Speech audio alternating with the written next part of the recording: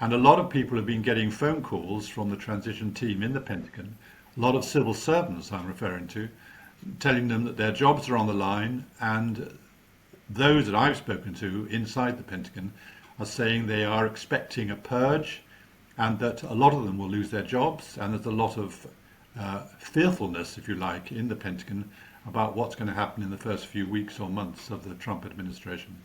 It's the World in 10 podcast from The Times. Today I'm joined by Michael Evans, a long-time Pentagon correspondent and defence editor here at The Times.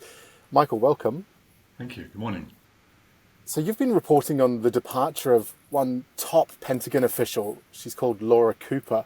Could you tell me a bit about her? She's a super smart lady. She's in charge of the Russia, Ukraine and Eurasia department, which because of that, the first two words, Russia and Ukraine, she's obviously been playing a totally vital role since the Russian invasion of Ukraine. She's a very important person. She's got 2 decades of experience at the Pentagon, so she plays a pretty vital part in what is going on, or what has been going on in the Pentagon for the last 3 years. The Pentagon are saying now that she's not departed the Department of Defense, but that she's voluntarily left. I rather like that. To take up this new post of instructor at the National War College, which is in Washington. Very prestigious college, and she will play a big role there. What is not clear is how long she will stay there, and whether she will come back to the Pentagon in the future. But the key point is the timing. Here we are, less than 2 weeks from the new administration with Donald Trump. And one of the key players in the Pentagon concerned with Ukraine, which is a big issue for Trump, is not going to be in the Pentagon in her usual role, but is going to be an instructor at a National War College, well away from the Pentagon. So I think the timing is what's important, and we'll see how that affects how the Trump administration deals with Ukraine. So just weeks from Trump coming in, a lot of roles at the top of US government agencies are politically appointed, but hers isn't one of those jobs. No, I mean, the normal procedure for when there's a transfer of administration is that all the political appointees go, and they're replaced by the new ones from the new administration. But of course, like in this country, the civil service are career officers, career men and women, and of course they generally like to stay behind, if not for their own jobs, but to maintain continuity, if you like, between one administration and the other. So she is a key career officer at the Pentagon. She was formerly at the State Department. So these sort of people are vital for keeping the whole machine running, if you like, while the transition takes over. Because remember, a lot of these, particularly with Donald Trump, a lot of these political appointees don't have Pentagon backgrounds at all. Some of them are businessmen, which is okay, but obviously the experience of the Pentagon is crucial for keeping everything going smoothly as one president leaves and one president takes over. How likely is it we'll see other key staff in the Pentagon leave? Well, judging by what happened in 2020 and 2016 and 2017, when Trump took over the first time, a lot of people left the Pentagon and the State Department and other agencies. Many of them left because they didn't want to play a role in the Trump administration for their own personal reasons. But then, and also particularly now, the new incoming administration has made it quite clear that they're not satisfied with a lot of the civil service capabilities and experience, if you like, and they want to get them replaced with people whom they can rely on for their loyalty. This is something which the Trump administration, or Trump himself, has said many times, that he wants loyalty. Well, of course, the the whole process in the United States is that you are loyal as a career civil servant to the Constitution. The military are loyal to the Constitution. This is something which is often emphasized, but now seems to be rather changing its balance, if you like, because Trump is demanding fealty to him and not necessarily to the Constitution. So I think, and a lot of people have been getting phone calls from the transition team in the Pentagon, a lot of civil servants I'm referring to, telling them that their jobs are on the line, and those that I've spoken to inside the Pentagon are saying they are expecting a purge and that a lot of them will lose their jobs, and there's a lot of fearfulness, if you like, in the Pentagon about what's going to happen in the first few weeks or months of the Trump administration. We're hearing words like purge, you just said, and exodus being bandied about. How would you characterize it if we do get this kind of run for the exit at the Pentagon? I think the problem is that apart from, if that happens, obviously that is bad news for the Pentagon and for the way it's run, but it also happens at the same time as political nominees who require Senate confirmation, not all of them do, but a lot of them do, that's already being delayed by a lot. I mean, they don't even have a defense secretary who's been confirmed yet. Pete Hegseth still going through the process, and who knows what will happen. So you're going to have a big gap when you've got people departing, career civil servants departing because they no longer are rated, if you like, by the Trump administration, or they want to leave anyway. And then you'll have the political nominees who require Senate confirmation waiting to come in. So you're going to have a lot of people's jobs vacant for a long period of time. During a transition, particularly now when we've got so many crises in the world, this is not good news. On just one of those crises, the war in Ukraine, how can we read, or can we read, into how this might shape a Trump administration policy on that war in Ukraine?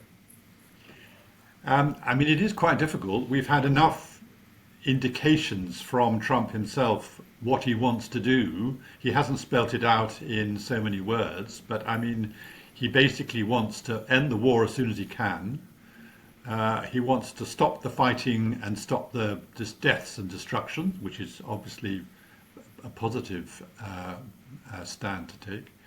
But he also wants to stop the billions of dollars of taxpayers' money which are being spent on sending arms to Ukraine, which may help Ukraine to defend against Russia, but it obviously also helps to continue the war.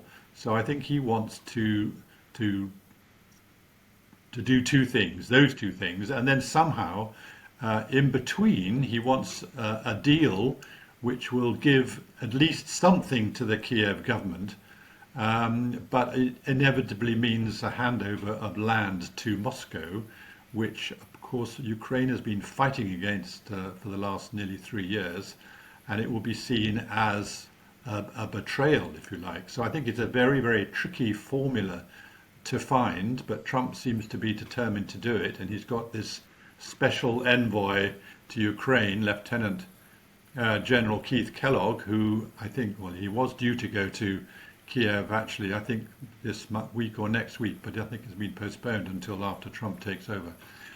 But he will be responsible for trying to find this formula, which will not end up looking like a Putin victory, which is what everyone wants to avoid, including, I hope, Trump himself. If we look to one of Mr. Trump's other emerging policy ideas, he's been talking that he might, perhaps by force, take Greenland and control the Panama Canal. You've long reported on the Pentagon as well as other NATO militaries. How will they be looking at these comments? We saw an incredibly blunt response from France and even Germany this week. Yeah, I mean, I think we have to, I hope, take this as rhetoric rather than as a positive policy. I mean, I really don't see how Trump, particularly after the invasion of Ukraine and all the repercussions from that by Russia, It seems to be rather bizarre, does it not, that Trump is now saying he's going to possibly, he hasn't ruled it out, use military force to seize Greenland. I mean, I just don't see that happening. The military advisors that he will have would be, I would have thought, very much against that. And it doesn't make any sense. I mean, he has, for a long time in his first administration, he was showing a keen interest in Greenland, and you can see why, because it's a strategic point particularly for the future of the Antarctic and all the minerals that are there to be drilled for. He wants to have a strategic outpost, if you like, which would help America compete in that area with Russia and China. But I mean, Greenland's already got a very important American base on it, so it's not like it doesn't have any access for the Americans. But invading Greenland, I mean, the very phrase makes absolutely no sense, and one has to assume that it's Trump doing his rhetorical pressure bit on Greenland and on Denmark, obviously, which has the rights to Greenland.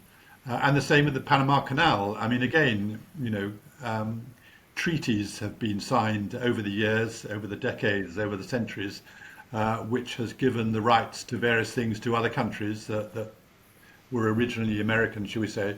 But that, they can't just be overturned by pressure and let alone by military force. If that was the case, then all of us would be wondering, leases that have been signed should be overturned and take over somewhere. That doesn't make any sense.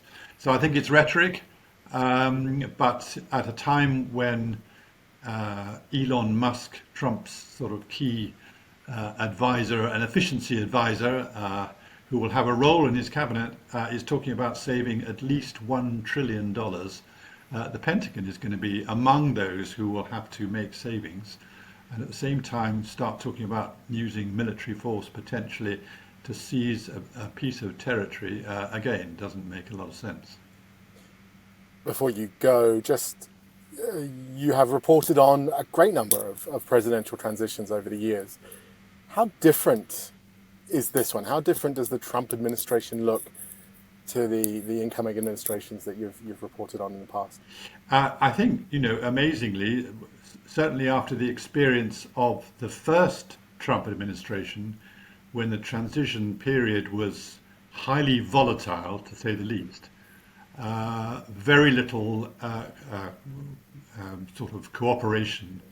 And this time, I think it's going ahead pretty smoothly. I mean, I think Biden made it quite clear that the transition would go ahead without any problems, and I think it has gone ahead well.